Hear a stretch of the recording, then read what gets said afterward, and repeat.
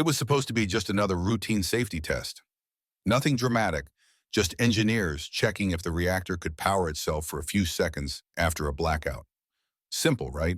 But within minutes, that simple test spiraled into something no one could control. A chain reaction so violent, it blew 1,000-ton reactor lids straight into the sky and turned an entire city radioactive. What happened that night at Chernobyl wasn't just a mistake. It was a perfect storm of arrogance, broken design, and blind faith in a system that refused to admit failure. And here's the wild part. Most people only know Chernobyl as that nuclear explosion. But the real story?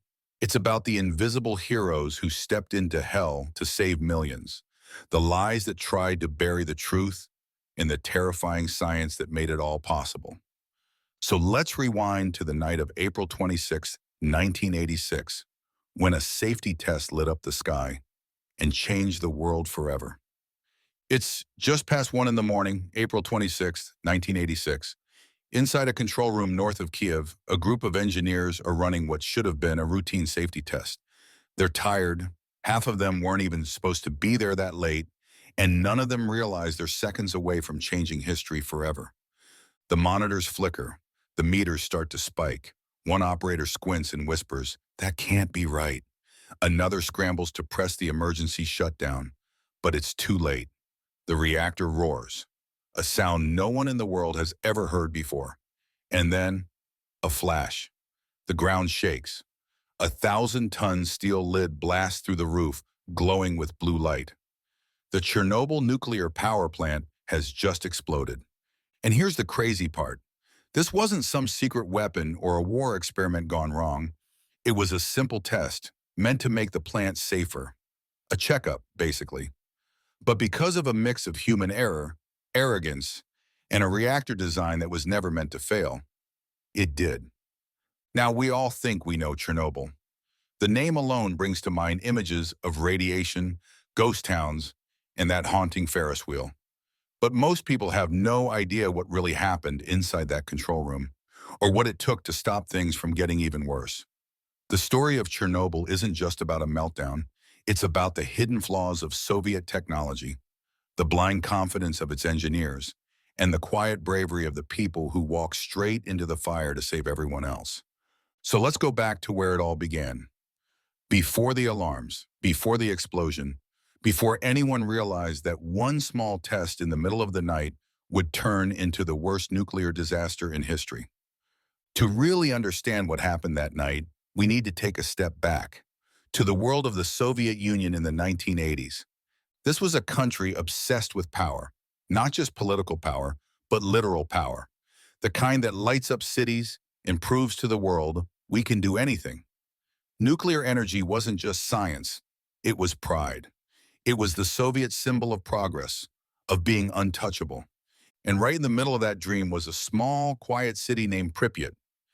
Built from scratch in 1970, it was the perfect example of the Soviet workers' paradise. Picture this: wide, clean streets, pastel apartment blocks, playgrounds filled with kids, grocery stores packed with goods you couldn't find anywhere else in the USSR. Life here felt modern, safe, even luxurious by Soviet standards. Most of the residents worked just a few kilometers away, at the pride of the region, the Chernobyl nuclear power plant. Now, this plant wasn't some small operation. It was one of the largest in the world, producing massive amounts of electricity for millions of people. At its heart were 4 giant reactors, each one using a unique Soviet design called the RBMK, short for High Power Channel Type Reactor. Don't worry about the name. What matters is how it worked and why it was so dangerous. Think of a nuclear reactor like a giant kettle. Water goes in, gets heated by energy from splitting atoms, and turns into steam that spins turbines to make electricity. Simple, right? But the RBMK wasn't a normal kettle. It was built differently, bigger, more powerful, and cheaper to produce. And like anything built to cut corners, it had flaws hidden under its impressive surface. Most reactors around the world were designed to be self-regulating, meaning if something went wrong, they'd automatically slow down or shut off. The RBMK, on the other hand, could do the opposite. Under the wrong conditions, It could actually speed up the reaction instead of calming it. Imagine a car where when you hit the brakes, it suddenly accelerates. That's the kind of design quirk we're talking about here. But here's the scary part. Back then, even most of the engineers operating these reactors didn't fully understand how unstable they could be. And because the Soviet Union was obsessed with secrecy, those flaws were rarely discussed, let alone fixed. To the outside world, and even to the people working there, the Chernobyl plant was seen as safe, reliable, and cutting edge. So in April of 1986, when the team in Reactor 4 was preparing to run a safety test, nobody thought twice. It was just another night shift in a plant that powered half of Ukraine. The operators were confident. The city of Pripyat slept peacefully under a calm sky. And in that moment, everything seemed perfectly normal. But inside that massive steel core, beneath the surface of routine and pride, the tiniest decisions were already aligning into the perfect recipe for disaster. All right, so it's late at night, April 25th, leading into the 26th, 1986. The people of Pripyat are asleep. Inside Reactor 4, the night shift is preparing for what everyone believes will be a routine safety test. Nothing fancy, just a quick check before the weekend. The test's goal sounds harmless. They want to see if, in the event of a power outage, the reactor's turbines could keep generating enough electricity to run the plant's cooling system until the backup generators kick in. Basically, could the reactor survive a blackout on its own for about a minute? That's it. That was the entire point. It was supposed to make the plant safer. The irony still hits hard. But from the very start, everything about this test went wrong. First, it was delayed for hours because another power station nearby needed Chernobyl's electricity. That meant by the time they finally got the green light, it was nearly midnight. The day shift had already gone home, and the night crew, who weren't fully briefed on the test, had to take over. Imagine showing up for a normal shift, and suddenly you're told to run a complex safety experiment that you barely understand. That's the situation they were in. Now let's talk about the reactor itself, because this is where things started to spiral. During the test, the operators needed to reduce the reactor's power levels. But when they did, something strange happened. The power dropped way too low, far below safe levels. The reactor was becoming unstable. The operators tried to fix it by pulling out control rods. These are long rods that help manage the reaction inside the core. The problem?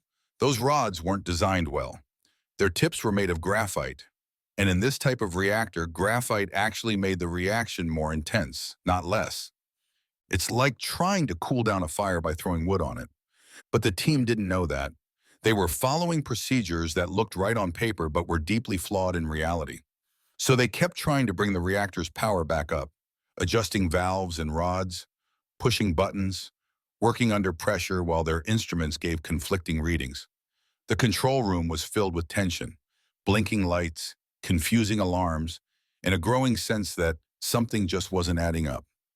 Anatoly Dyatlov, the deputy chief engineer, was in charge that night. He was strict, confident, and absolutely determined to finish the test. He kept pushing the team forward, even when the indicators didn't make sense. Some of the operators hesitated, worried they were outside safe limits.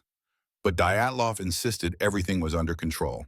And in the Soviet system, you didn't question your superior. Orders were orders. By 1:23 a.m., the test was underway. The operators began shutting off key safety systems, systems designed to automatically shut down the reactor in emergencies, because they would interfere with the test results. Yes, you heard that right. They turned off the very safeguards that could have saved them. The turbine began to slow down, the reactor's cooling pumps started losing power, and inside the core, pressure began to build. The reactor's design flaw kicked in. The more the power dropped, the more unstable it became. And when they finally hit the emergency shutdown button, called AZ5, it triggered the exact opposite of what it was supposed to do. Within seconds, the graphite-tipped control rods jammed into the core, causing a massive power surge. A sudden spike no one could stop. The energy released was unimaginable. In less than a heartbeat, it tore through the reactor like a bomb. At 1:23 and 40 seconds, Chernobyl exploded. The control room shook.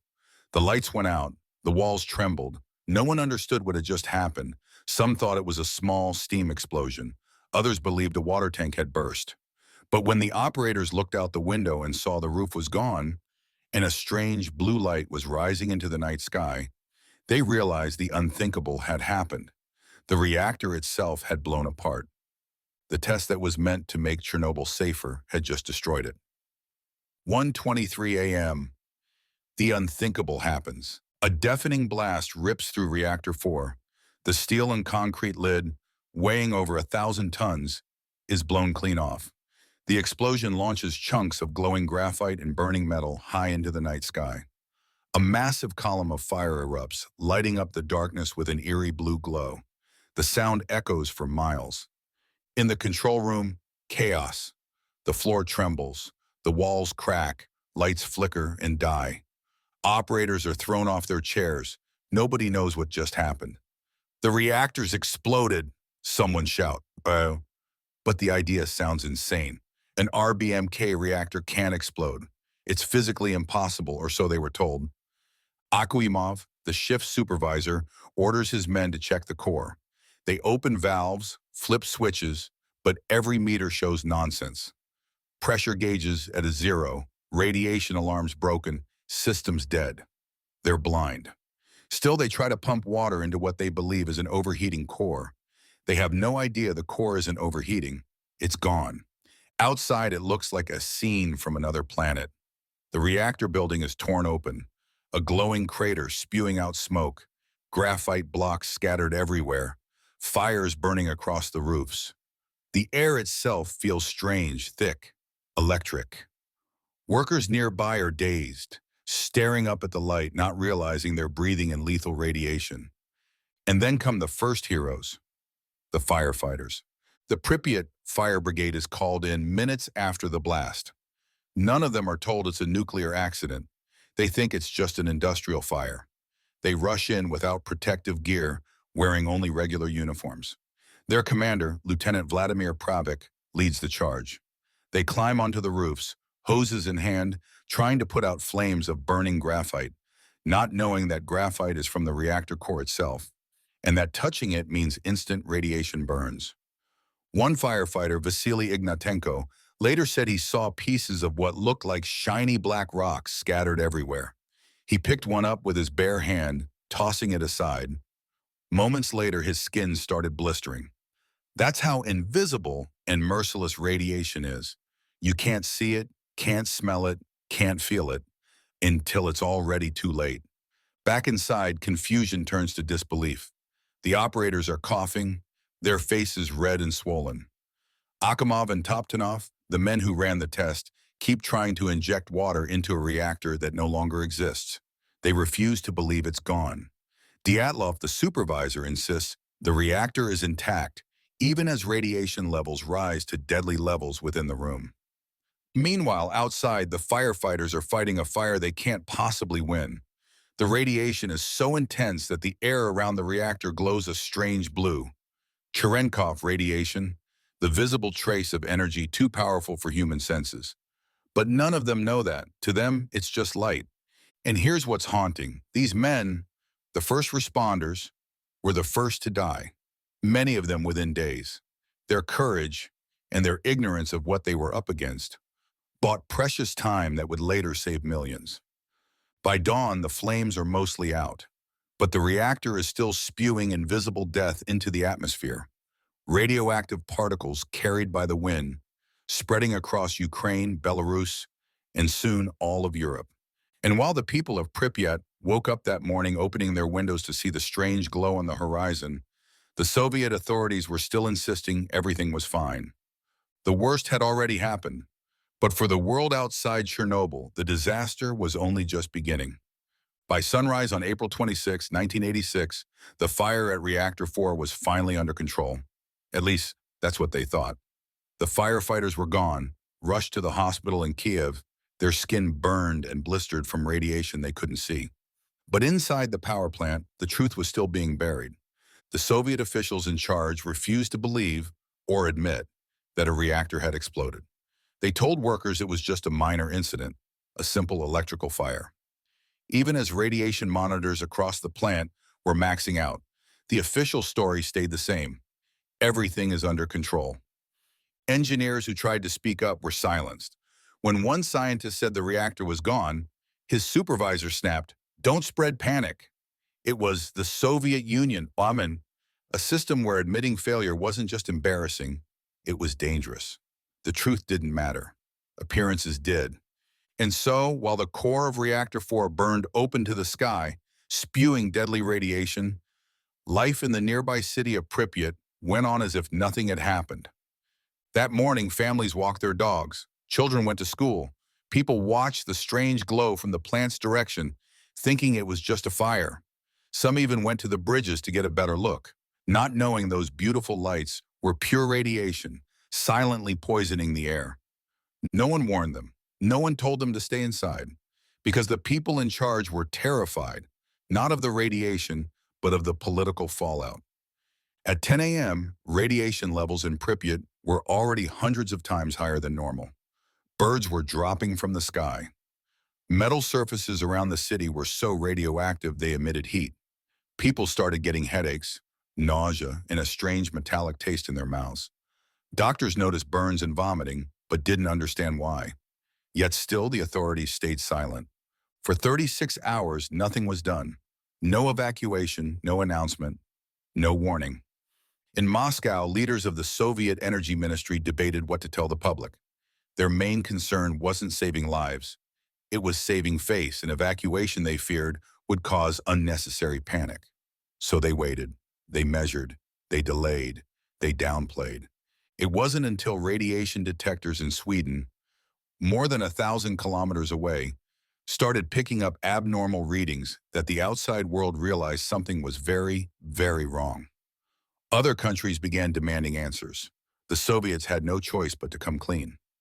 Finally, on April 27th, more than a day and a half after the explosion, the order was given: evacuate Pripyat.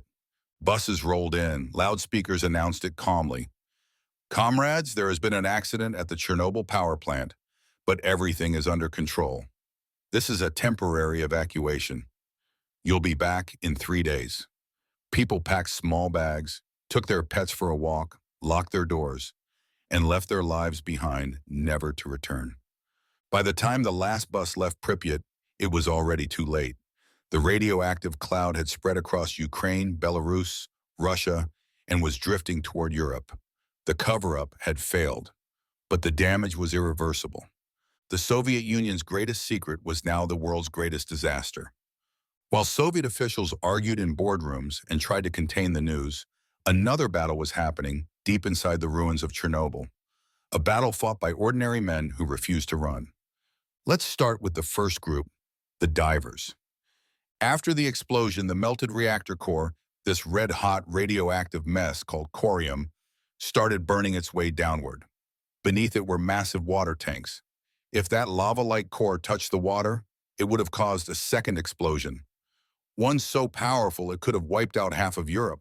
Scientists later estimated it would have made much of Ukraine and Belarus uninhabitable for thousands of years.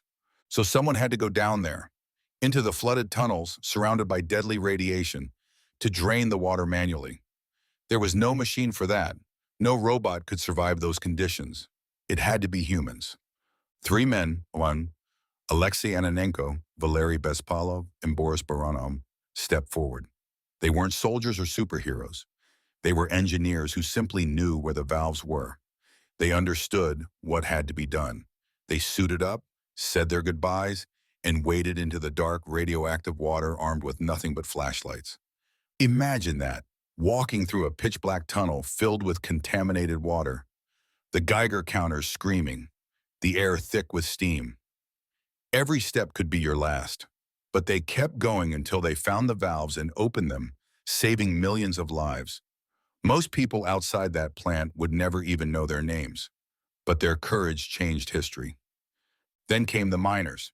Even after the divers drained the water, the reactor was still burning hot. The scientists feared it would melt through the concrete floor and into the soil, contaminating the groundwater that fed into major rivers.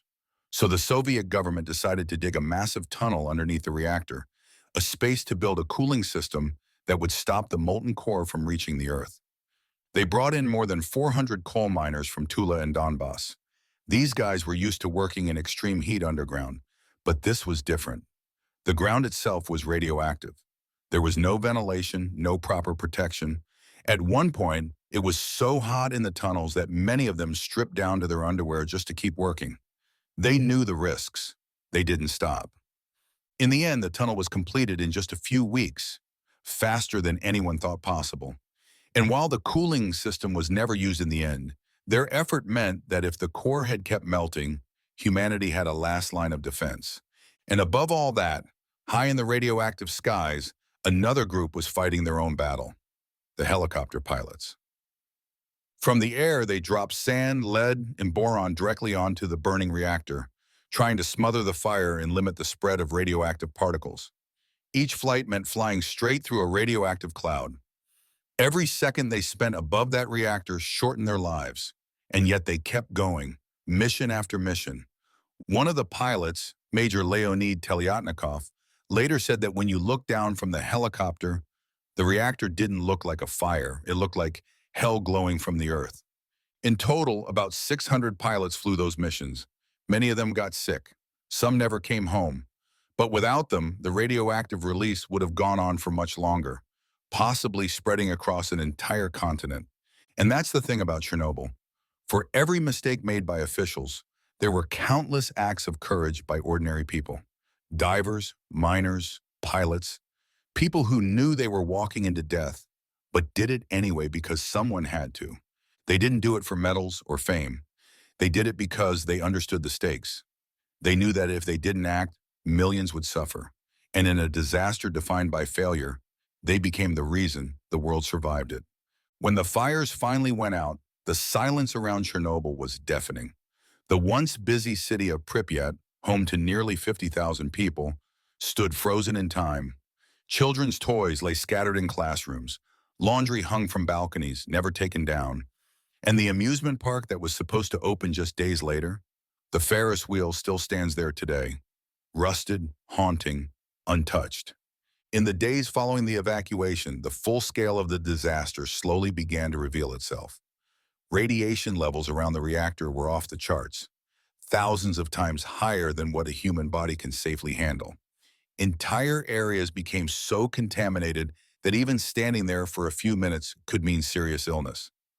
Over 100,000 people had to be permanently relocated from the surrounding areas. Whole towns erased from the map. More than 200 workers and firefighters were hospitalized with severe radiation sickness, and within weeks, dozens of them were dead.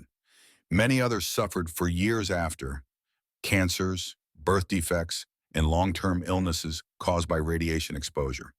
But here's the thing, the human cost wasn't just physical, it was psychological too. People were suddenly told they could never go home again. Imagine being told that your house, your street, your memories, everything was now poison. Families were torn apart, pets left behind, entire communities displaced overnight. And because the Soviet government kept the truth hidden for so long, many didn't even know why they were sick. Even outside the Soviet Union, the effects were felt. The radioactive cloud spread across Europe. Traces of it were found as far away as Sweden, the UK, and even North America. Farms had to destroy contaminated crops and livestock. Countries tightened their nuclear safety standards overnight. Chernobyl wasn't just a Soviet disaster anymore. It was a global wake-up call. The cleanup operation, known as liquidation, became one of the largest in human history. Over 600,000 people, called liquidators, were sent to contain and clean the site. Soldiers, construction workers, engineers, even volunteers, most of them working with minimal protection, doing jobs that no machine could do. They cleared radioactive debris from the rooftops, built barriers, and finally constructed a massive concrete sarcophagus to seal off the destroyed reactor. That structure was only meant to last 30 years, and decades later, a new steel shelter, one of the largest moving structures ever built, was slid over it to contain the radiation for the next 100 years. But even today, the reactor site still isn't truly safe. The exclusion zone, a 30-kilometer area around Chernobyl, remains one of the most contaminated places on Earth. Nature has taken it back. Trees growing through abandoned buildings, wolves and wild horses roaming freely. It's beautiful in a haunting kind of way, a reminder of how fragile our control over nature really is. And yet, despite everything, despite the lies, the suffering, and the loss, Chernobyl changed the world for the better in one crucial way. It forced humanity to confront what nuclear power truly meant. It exposed the cracks in a system that valued pride over truth, and it made every government on Earth rethink safety, transparency, and responsibility. The Soviet Union tried to hide the truth, but Chernobyl made the truth impossible to hide. The disaster didn't just destroy a reactor, it destroyed an illusion. The illusion that humans could control everything, that technology was infallible, and that nature would always obey us. And maybe that's the real legacy of Chernobyl.